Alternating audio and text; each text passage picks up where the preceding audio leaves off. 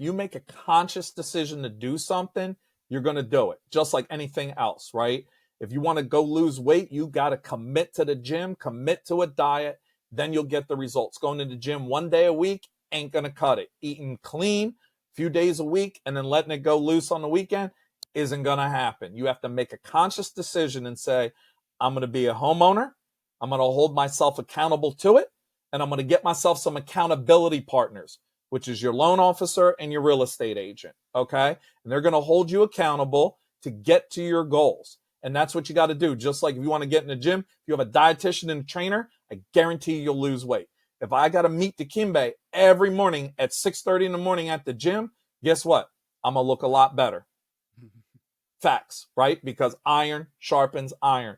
So get that iron mind together, set that mindset, and make a clear determination that this is something that you want to do. Get rid of the fear, get rid of the analysis paralysis, and get into the game and start making money. Back in 3, 2, 1, we gone. Welcome back, family, to another episode, and we're here with a market drip edition of the First Sip podcast, right? So I was telling you guys, with the launch of the YouTube channel and this new platform that we have going here, I want to switch it up and bring you guys more real estate related content, more content that's related to the financial markets, so we can know how to make the right decisions as we go through this year and the years to come, right? So Josh is somebody who, if you've listened to the podcast, you know this guy is my go-to when I need information on what's going on in the market. How should we be navigating? What are the tools that the buyers, sellers need to be equipped with out there? He's my go-to guy. So Josh, welcome back. Hey, thanks for having me. Always a pleasure to be here on the First Sip. This is good. And once again, for the first edition of the Market Drip on YouTube, I couldn't think of a better person to bring on. Thank you. Well, I'm honored to be here, and let's dive into it. I'm ready to go. I'm amped up. I'm excited about the real estate market. So I'm in your hands. I'm gonna let you pilot this thing, and let's take these people on a ride and show them how to make money. Let's get into it. Yeah, because I said I don't want to hold people up too long, right? I want this to be a good digestible thing that you can come back to each and every week, get the information, and go about your day, right? And know what you need to do. So, Josh, let's start off. It's 2024 right now for people who are listening. We're in March of 2024. Going into, as of today, rates are sitting right around 7%. Right. Yep. Fair statement. Yep. As we talked about over the past couple of years. Yes. So that's going to be like the average rate that most people are going to see, right? Average rate. Yep. You'll see some fluctuations up and down, but it's safe to say it rates 7%. Sure. So I wanted to start there because that is probably the hottest topic when I talk to people in, just from the general consumer standpoint. They're asking me, they're saying, you know what, man, I would buy the house right now, but I don't feel comfortable pushing it at that 7% or even 6%. And of course, my follow-up question is always like, well, what would be comfortable for you, right? Or where are you waiting for them just to kind of push the conversation and see how it's going? And there's been conversations on things being cut down later this year. So I think people are getting a little caught up in that and maybe holding out, as we always hold out based on the news. But what are your expectations, right? Because we already saw the first meeting, back in January, where nothing happened, right? There wasn't any adjustment to the rate. And they're like, hey, listen, we like the way things are going. So what do you think is going to happen based on what we've seen so far this year? Ooh, that's a tough question because, we have no crystal ball. It'd be like saying, hey, where do you think, Bitcoin's going to end up on this bull run, right? Guarantees. Yeah. But at the end of the day, I think the best thing is I think The Rock said it the best. It doesn't matter, right? The rate literally does not matter because of the other forces that are at play in the market, right? And we as consumers have been taught, because financial literacy isn't being taught, but all you know is to ask, what's your rate, right? You don't really know what you're asking, but, by default, people say, well, I'm not comfortable with the rate, right? And I get it. The rate is just one factor that's determining your payment. Also, it's the cost of homeownership, the prices of housing, where your property taxes are at. I think it's safe to say we've seen an increase in property taxes across the country, right?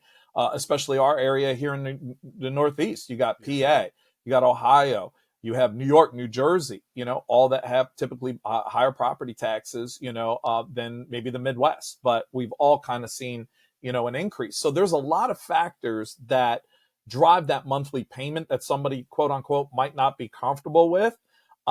Interest rates are part of that, but it's not the be all end all. And I think the way it's presented in the market and in real estate in general is that rate is the be all end all. And I have a saying, it's never the price, it's the terms. I think I've said this before. I say the devil will give you everything that you want in the world, but he's going to want your soul. All right, wait a second, hold up, let's pump the brakes, right? So when you're looking at your deal, yeah, and what's the interest rate? Maybe it's at 7%, right? But you got to look at the deal as a whole. If you're just looking at the rate, you're going to miss an opportunity, right? And historically, we've seen what's going on in the market, and we can jump in those numbers in a moment. But really, the rate doesn't matter, and eventually it has to come down. We have to get inflation under control. And without getting political, I don't take any side because I hate all politicians. I want them all gone. But at that point, there needs to be a change in government. I don't care what side of the fence you're on. I think we can all agree there needs to be a change because they're not looking out for the best interests of people. And you can't keep printing money to forgive student loan debt, to fight wars that really have nothing to do with us, and then throw that tax burden on the American people and have them pay that money back on an inflationary rate. So something's got to give at some point. The government's got to reel in their budget, which will help curb inflation. And then we can start seeing, some of that easing by the Federal Reserve and bringing rates down. They had meetings. They were talking about lowering rates. Thank God they didn't raise them. They didn't lower them either. So we're not out of the woods just yet. So, experts I've heard anywhere between, 6.5 and 5.5 by the end of the year. But that shouldn't stop you or put you on the sideline from obtaining your goals. So I'm gonna put a little caveat, a little asterisk there. Well, I'm happy you brought that up about the rates we may see towards the end of the year, because that would then bring me to the next logical question: is that okay if everybody's going to wait for those rates to drop down at that point, right? Because let's say, okay, I'm the buyer right now. Rates are too high for me. My main concern is I know my payment is about $300 higher right now, or 400, wherever, depending on where you are. Right, there's a lot of things that go into it, but I know I'm just paying more money today, right, than I would have a couple of years ago.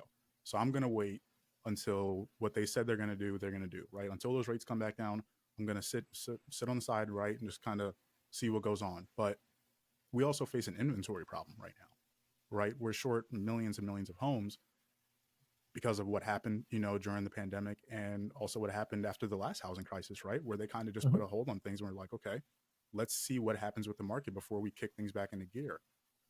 That's another point that I usually bring up with people. I was just having this conversation actually in the barbershop last week, where I was saying, like, well, what factors are you expecting, right, to like crash the market or to bring prices back down to make it, a frenzy for buyers? And that's the part that I'm missing, right, from the conversation. I'm like, what are you thinking is going to happen that's just going to make everything, like it was, I guess, back in 2008 when I was still back in high school? Right.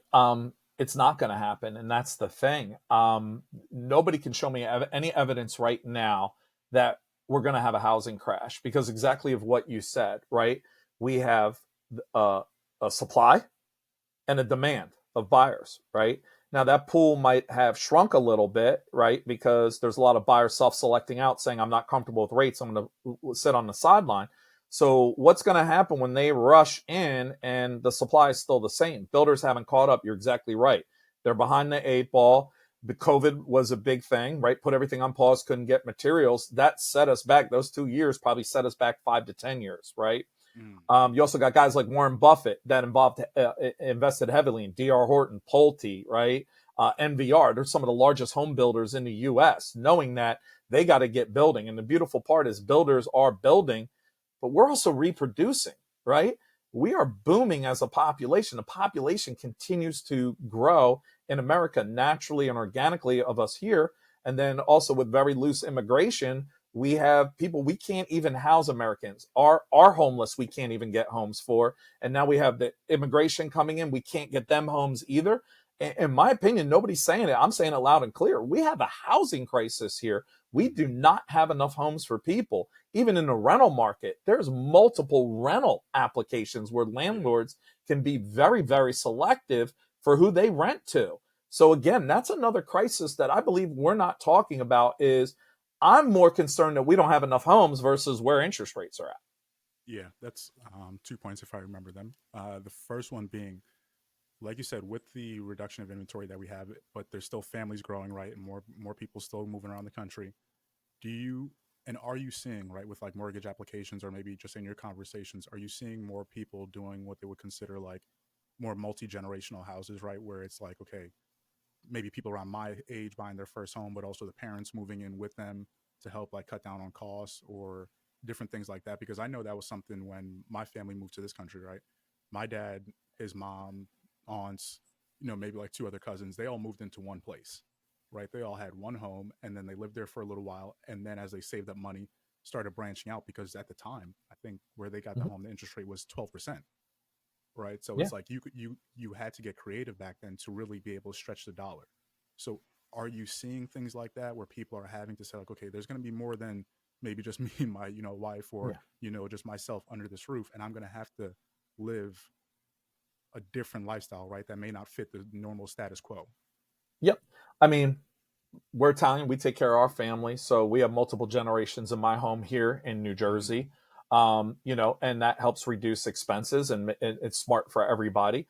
Also, I see our younger home buyers, right? They graduate college, they actually move back home. They don't go get an apartment. Yeah. When I was 18, I was out of my own apartment. I'm like, deuces, mom and dad, I'm doing what I want, right?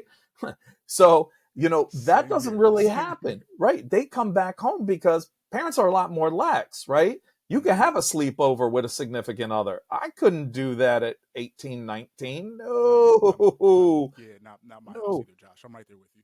Right. But now it's kind of more accepted. So it's easier to move back home, with your partner, live in mom and dad's basement, squirrel away some money, and then enter the market to be a home buyer.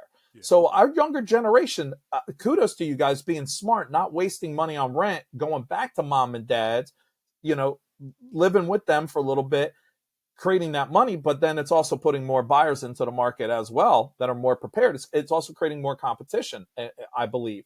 So we have a smarter buyer now because we have the internet, right? Mm-hmm. Years ago, when our parents were buying homes, they didn't have the internet, with all bringing all the doom and gloom about rates. It was the 80s, double digit rates. They're like, yeah, okay, I would need to buy a house. It is what it is. Like, who cares, right? But now because we have information overload, it's almost too much where the buyer gets analysis paralysis Yeah. trying to take everything in, and then the worst thing happens where they don't take any action at all, and that's the worst result. So it's almost sometimes TMI, almost too much information, where we just got to cut it down to what's pertinent and how it's applicable today and move forward with confidence, because otherwise, if you're just operating in fear, you're never going to pull the trigger and you're going to miss out on an opportunity. That's a perfect segue, because my next question was going to be, what is the biggest obstacle you're seeing right now for people who are coming to you to start the pre-approval process? It's really easy. I still have no issues getting people approved, right? We're not really struggling. People have better credit nowadays. Okay. People have saved for down payments because of what I just spoke about, Mm-hmm. because information's freely out there. Everybody knows you need three things to come together to buy a house. You need to have income, assets, and credit, right? It's not too hard to put all that together. So we have a more prepared buyer. So we got more buyers, in the market, ready, willing, and able to buy. So it's not qualifications. Where the challenge I run into is expectations. You get people that want to buy a $400,000 home with a $2,000 payment with minimum down.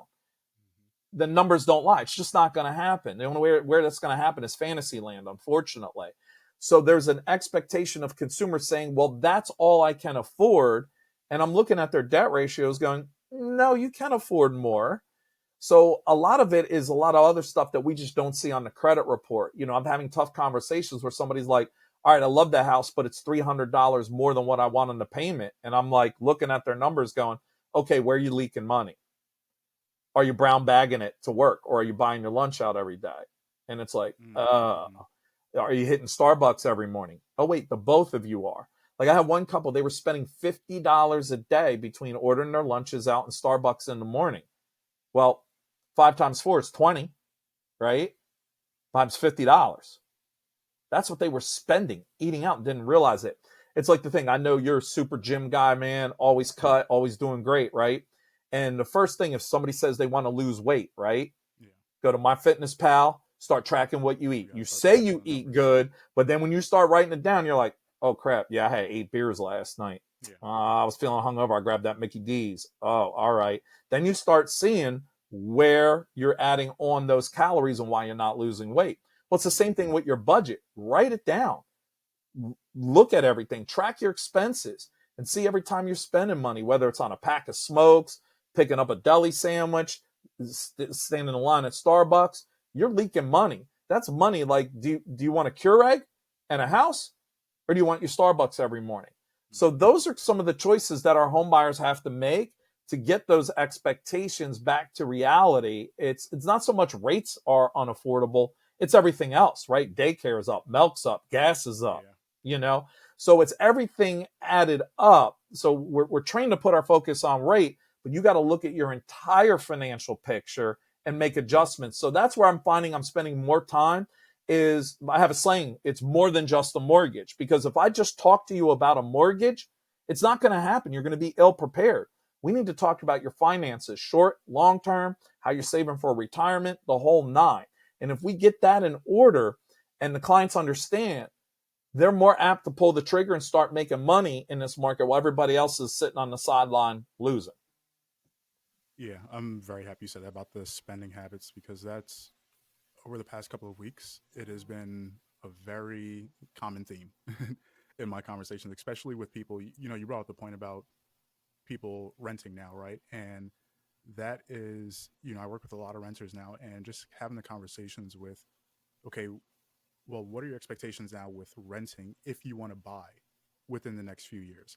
Because I'm a big believer where it's like, okay, if you're going to rent and then want to move into home ownership, why not put yourself in a position where you can save the most money right now because you know this isn't your long term thing, right? If you have no Correct. plan of ever buying a home, then do what you need to do, right? Like get all the amenities, right? Like knock it out the park. Or maybe you're just at an income level where you can afford that. But if you're not, the difference between being able to like completely be at the top of your budget and being able to save $400 or $500 a month, knowing you can put that towards buying a home over the next few years, that's the thing that I'm really trying to like get through to a lot of people that I'm working with now. It's just you can make these things happen, but like you're saying, you have to track what you're doing. You have to make the Mhm. sacrifices and say, okay, it may be unaffordable right now, but what does that look like a year, 2 years from now? And time's going to go by, right?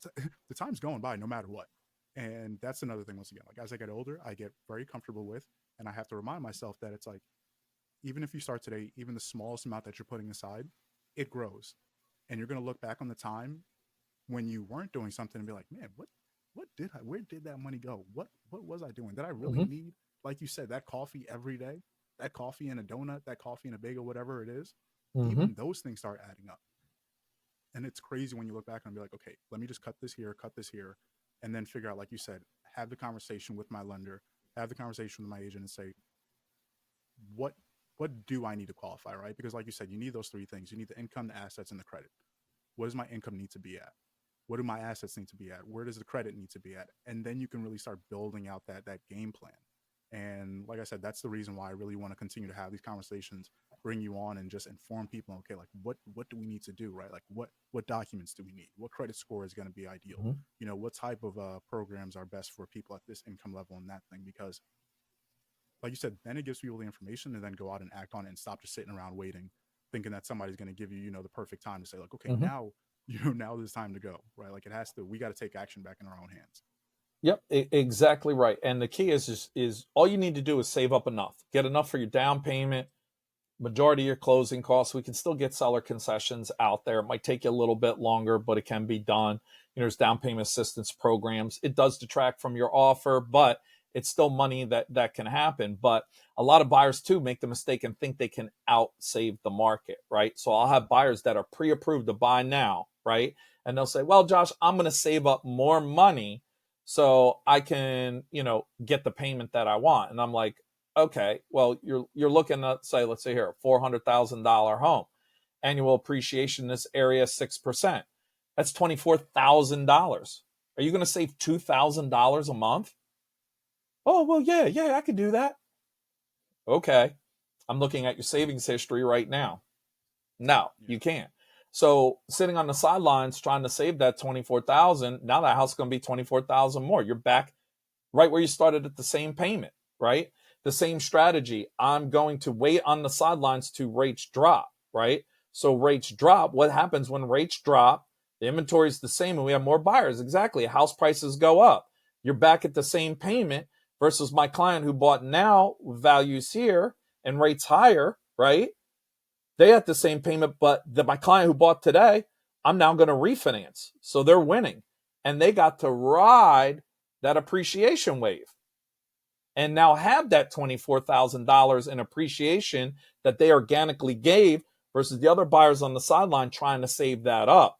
They already have an appreciating asset.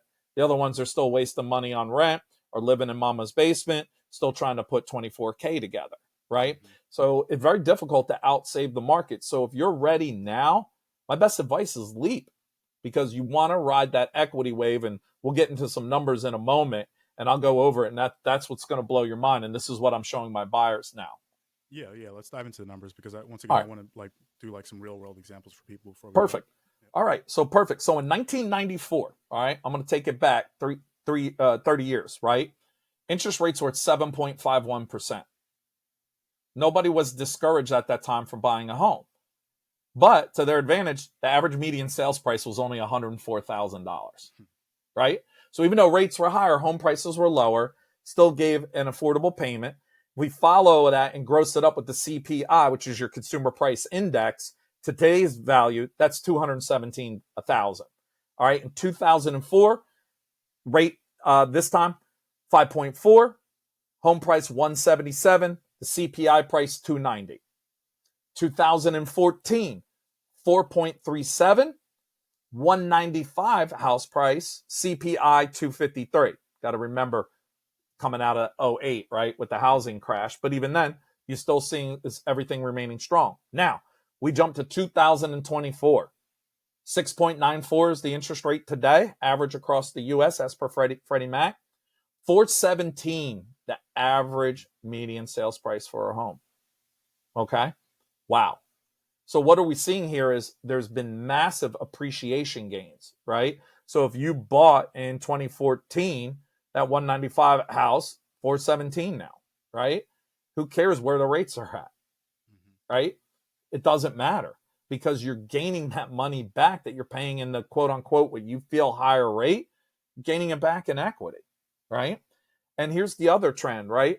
So back in 1994, the conforming loan limit, which means anything above that, you're in a jumbo loan, you're buying a mansion, okay, was $203,150.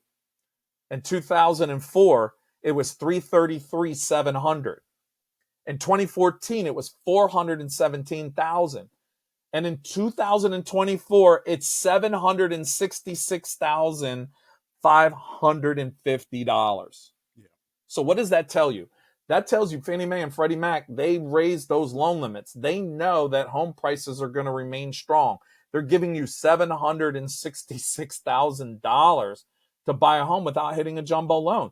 They're even admitting, hey, the cost of homes isn't going to go down. So if the cost of homes aren't going to go down, and let's say even if rates don't go down, what are you waiting for? Why are you waiting to buy?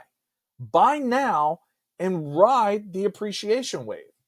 Okay? Because a change in interest rates isn't going to make a huge difference in your monthly payment, right? So if we have, or let me do some quick math for you guys real quick. We do that 417 house today at an interest rate of 7%, which is today. That's going to give you a principal and interest payment of $27.74. So if I magically wave my wand and drop that rate a full percentage point to 6%, that gives me a flat $2,500 payment. It's only a $274 difference. Mm-hmm. But think about your appreciation that you just got in your home. You got hundreds of thousands of dollars, right? So if we take from 2014, right, to 2024, we got 195 and 417. All right. So that's $222,000. I divide that by 274. So my calculator, of course, I'm under pressure and it's not working, but here we go. And I divide that by 274, 810 months. Okay. That's 67 and a half years. So you think you're losing on the interest rate, You're losing if you don't take action because you're missing out on the equity gains. So as long as house prices are remaining strong, I'll go back to what I said with the rock. The interest rate doesn't matter because you're making any money that you think you're losing in rate, you're making it up in equity, right? It doesn't matter what the rate is. If I borrowed money at 9% and I lend it out at 20, I don't care that I'm borrowing it at 9. Look at the spread I'm making, And I right? think I think I So it's already never the hear. price, it's the terms. Yeah. The person who is going to be like listening to that, I already hear them saying, "Well, that's still a high payment, right? That what do I do with the 2,500?" And that brings me back to what you said before.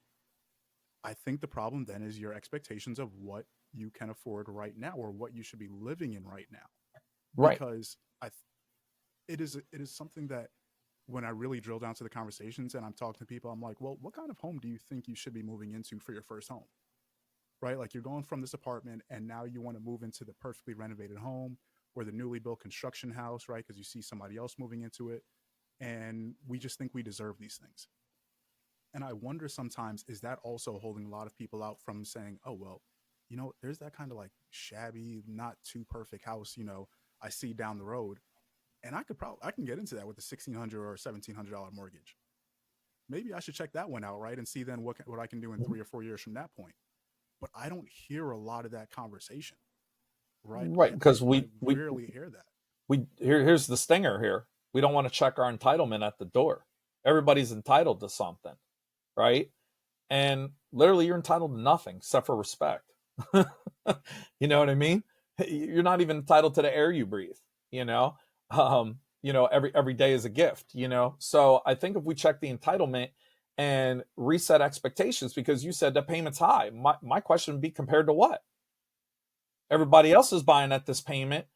My investors, it's slow on the residential side. Commercial side, I'm booming. My investors are buying. You know why? Because they're renting it out to people that aren't taking action because rent's super high. So if the investors aren't buying, then I would be worried, right? But scared money makes no money, and investors are turning a profit on rentals.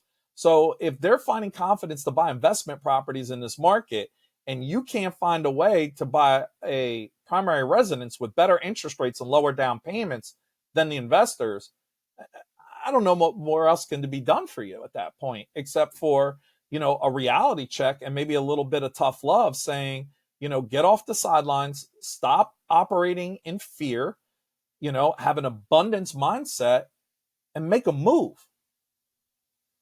Right? So You're watching Bitcoin go to the moon, right? And those who didn't buy it, oh, it's a crypto coin. Oh, it's just for, drug dealers and people buying crap on the internet, right? It's a store of wealth because people are going to believe the stock market's going to crash, so they're moving it over to Bitcoin. So just because your views or opinions or bias towards Bitcoin, look, it's about ready, I think, to break its all-time high. I'm in. Maybe it's not for you, but that's okay. Don't complain that you don't have any money, or don't complain that you're living in your mom's basement and don't have a house. Yeah, that was going to be my final question for you. So for people to take action, right? They're listening to this. We're bringing it to an end here. What is one action step that you would like to see somebody take this week, right? Like, let's say before they even come to you and say, like, let me, call you and start talking about it. What can they review on their own, right? Like, whether it be an account, credit profile, what is something that you can say, hey, listen, you just listened to this episode. I want you to go ahead and check this out, see where you're at, and then let's start there, right? And of course, guys, prepare for the next episode because it'll lead into the next one. So where do you want to see people start at this week?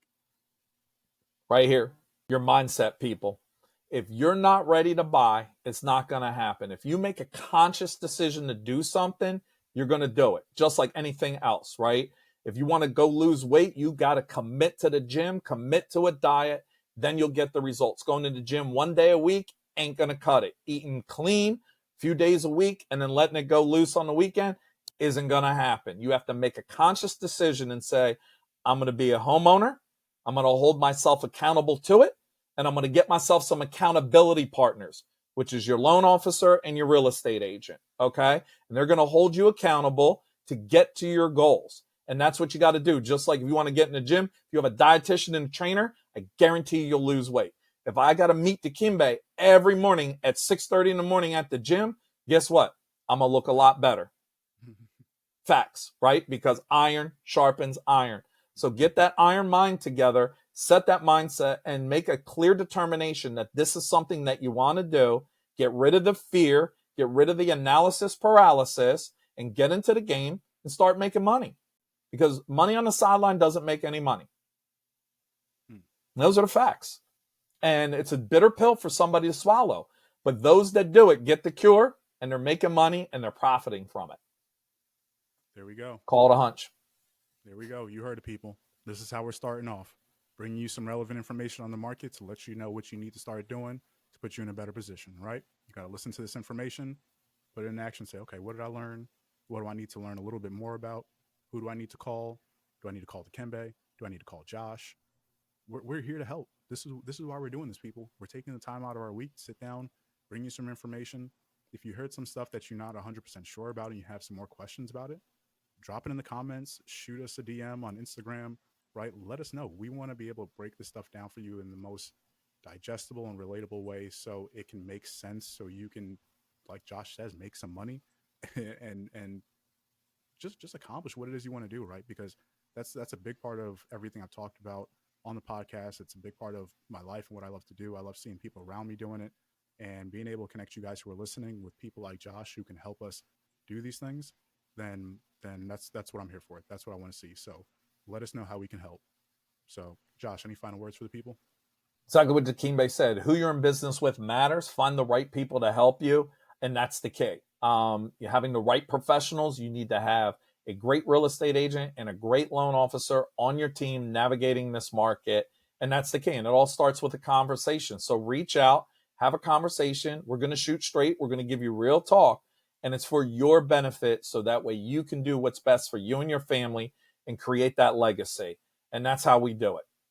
It's that easy. It's really that easy, but I can't help you unless you are ready and willing and able to receive help. So that's why I said the first step starts with your mind. And when you set your mind to that task and say, I'm all in, you will do it, regardless of whatever demographic you come from. You say, I'm going to do it, you're going to do it. Oh, I'm poor, I can't buy a house. Bull, right? I'm fat, I can't get thin. Bull. Those are all self-limiting beliefs. Take them and throw them out of your head. Get your mind right, and we'll do all the rest. It's that easy.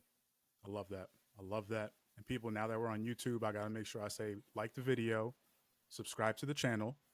We'll be back with some more videos next week. But until then, stay tuned, stay curious, and enjoy your first sip. Josh, this was, man, I couldn't have asked for a better first episode. That was perfect.